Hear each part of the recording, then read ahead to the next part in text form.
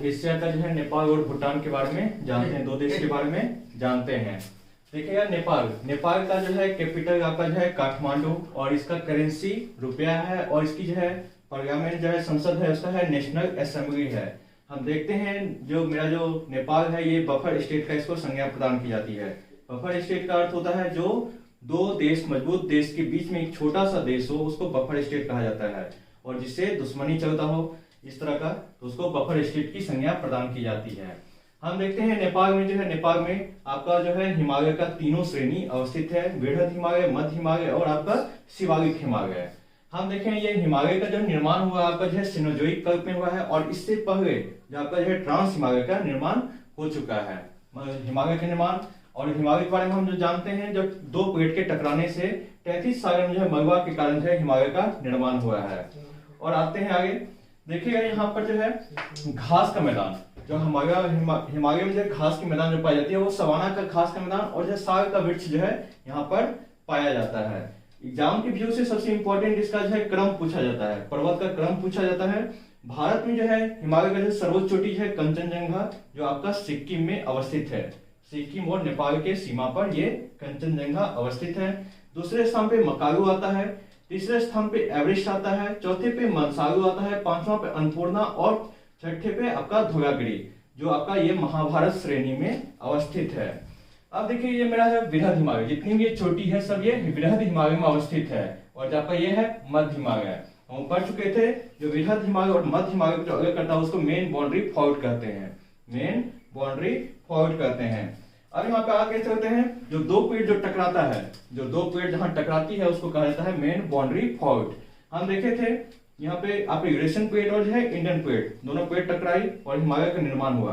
यहाँ टकराई इसको मेन बाउंड्री फॉल्ट का हुआ। अब फिर क्या हुआ, साइड हटा, फिर से टकराती है मध्य हिमालय, फिर उसके बाद टकराती है यहाँ पे शिवालिक हिमालय। अभी क्या है, ये हिमालय का पर्वत का निर्माण हो ही रहा है, युवावस्था में ये है। आज जाते यहाँ की वनस्पति के बारे में जानते हैं, नेपाल का वनस्पति के बारे में जानते हैं। यहाँ पे जो वनस्पति पाई जाती है वो है टेगा वनस्पति पाई जाती है। टेगा वनस्पति, यहाँ पे बर्फ जो है घिरा रहता है वहां पे टेगा वनस्पति पाई जाती है। अब एक और चीज होता है, ये जो वृहद हिमालय के कारण जो है यहाँ पे वृष्टि छाया प्रदेश बनता है, और आपका उधर से साइबेरिया की ठंडी हवाएं आती है। साइबेरिया की ठंडी हवाएं के चलते वहां पे बारिश होती है, लेकिन वो होती है बर्फबारी होती है, लेकिन वो बारिश नहीं होती है, स्नोफॉल। हाँ, आ जाते हैं नेपाल में जो है कुछ परियोजना जो है भारत सरकार की मदद से यहाँ पे निर्माण किया गया है। वो आपका देवी घाट परियोजना है, त्रिशूली परियोजना है और कोसी परियोजना है। ये तीन परियोजना जो है भारत सरकार की मदद से नेपाल में निर्मित की गई है। आगे जाते हैं, नेपाल में हम देखते हैं सर्वाधिक नदी जो है सदाबहानी नदी है। इस नदी के कारण जो है जल विद्युत परियोजना सर्वाधिक है नेपाल में। यहाँ पे सर्वाधिक जल विद्युत उत्पादन आपका नेपाल में होता है।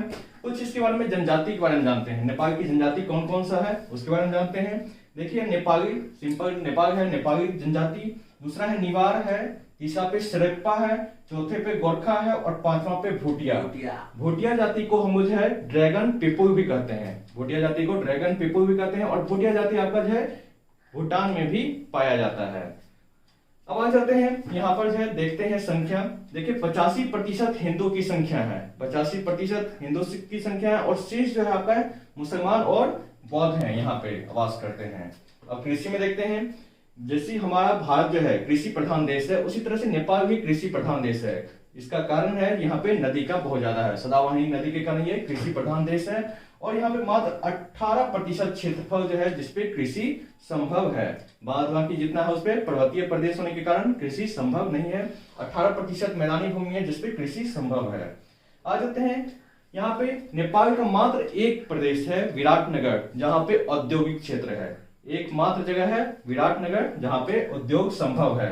तो आते हैं अब यहाँ पे जो है जिस तरह से भारत में हमारा 1853 में रेल मार्ग का शुरुआत हुआ था, उस तरह से नेपाल में रेल मार्ग की शुरुआत 1926 में, हवाई यातायात जो है आपका 1950 में शुरुआत हुआ। अब इसके बारे में थोड़ा सा नदी और पार्क के बारे में जानते हैं। देखिए उत्तराखंड से सटा हुआ एक पार्क है जिसका नाम है सुमगा फांटा नेशनल पार्क। एग्जाम आ जाता है, सुमगा फांटा नेशनल पार्क किस देश में अवस्थित है, तो सुमगा फांटा नेशनल पार्क आपका नेपाल में अवस्थित है।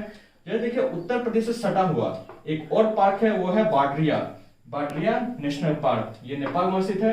जस्ट इसके अपोजिट में, विपरीत में एक उत्तर प्रदेश में नेशनल पार्क है वो है आपका Dudhwa national park. Dudhwa national park यहीं पे नेपाल से सटा हुआ सीमा पे है। कभी कभी एग्जाम में पूछ जाता है नेपाल से लगे सीमे भारत के जो है राज्य कौन कौन से हैं। आप देखिए यहाँ पे उत्तराखंड, उत्तर पश्चिम में उत्तराखंड है, फिर दक्षिण में उत्तर प्रदेश और बिहार है, इधर आपका पश्चिम बंगाल है, यहाँ पे आपका सिक्किम है। ये आपका जो है सीमा लगा हुआ है, नेपाल से सीमा लगा हुआ जो है राज्य है। नदी के बारे में देखते हैं। देखिए सेती नदी और करनाती नदी, सेती और करनाती नदी जो है यहाँ से इसका निकलता है, हिमालय पर्वत से निकलता है और इसका यहाँ पे हो जाता है नाम चेंज होके घाघरा नदी। घाघरा नदी संगम के बाद से इसका नाम घाघरा नदी।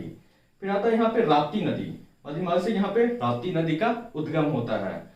अब आगे चलते हैं कोसी नदी, जिसको बिहार का शोक कहा जाता है। इसका उद्गम है सप्तकोशी से, सप्तकोशी से इसका उद्गम है कोसी नदी का। सर्वाधिक बाढ़ आने और दिशा परिवर्तित के कारण इसको जो है बिहार का शोक कहा जाता है। ये बिहार में जो प्रवेश करती है तो इसका नाम, भारत में प्रवेश करती है तो इसका नाम अरुणा नदी हो जाता है।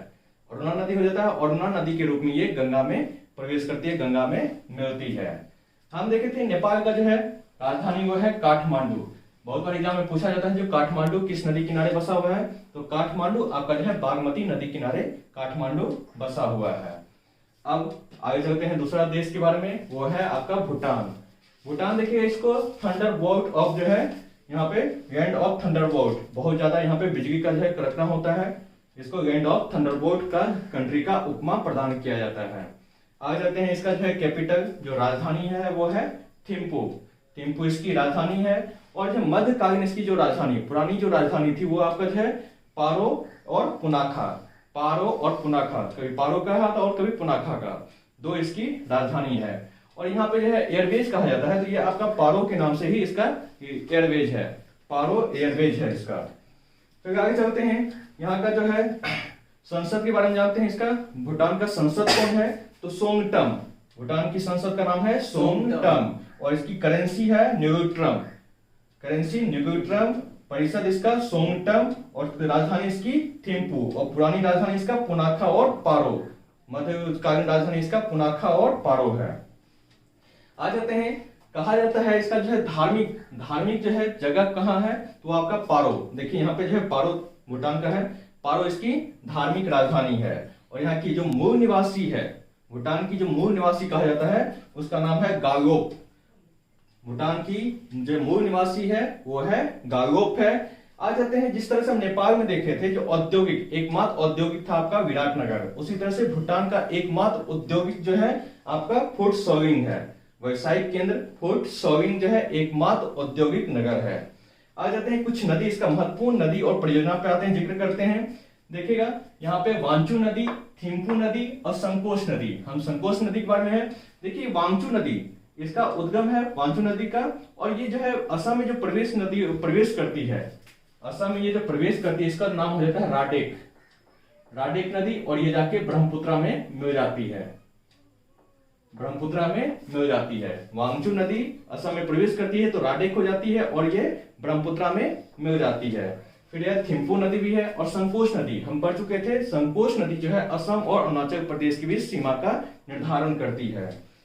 अब आ जाते हैं, देखिएगा परियोजना जो भारत की मदद से, हम देखे थे नेपाल में जो कुछ परियोजना थी जो भारत की मदद से थी, देवी घाट था आपका, त्रिशूली था और कोसी। उसी तरह से भूटान में भी जो भारत की मदद से परियोजना का निर्माण किया गया है। देखते हैं चोखा परियोजना, चोखा परियोजना, संकोच परियोजना, वांचू परियोजना, कुरिच्यू परियोजना, तागा परियोजना, कांचो परियोजना और मांगदेचू परियोजना भी आपका भारत की मदद से यहाँ पे किया गया है। थोड़ा सा इसके बारे में आप जानते हैं भूटान के बारे में। भूटान जो है ये अपना जो है खुशहाली, अपना जो मापक करता है, आर्थिक जो मापक करता है वो खुशहाली के आधार पर करता है। जो इसका देश में कितने आदमी पर्सन है उस आधार पर ये आर्थिक अपना मापन करता है। आ जाते हैं अभी इसका जो ये है भूटान में जो है यूएनओ का सदस्य कब बना था। जैसे हमारा भारत जो है यूएनओ का जो है मूल रूप से शुरू से ही यूएनओ का सदस्य था, 1945 से ही सदस्य था। और ये हमारा भूटान जो है 1971 से ये यूएनओ का सदस्य बना है। और यहाँ का जो धर्म है वो है बौद्ध धर्म, भूटान की जो धर्म है वो है बौद्ध धर्म है। और यहाँ के जो एयरवेज है वो आपका जो है पारो एयरवेज है, पारो एयरलाइंस है, जो इसकी धार्मिक स्थल है और यह इसकी पुरानी राजधानी भी रह चुकी है। तो यहाँ तक है भूटान का खत्म हुआ। कल आपका जो है बांग्लादेश और श्रीलंका के बारे में पढ़ेंगे।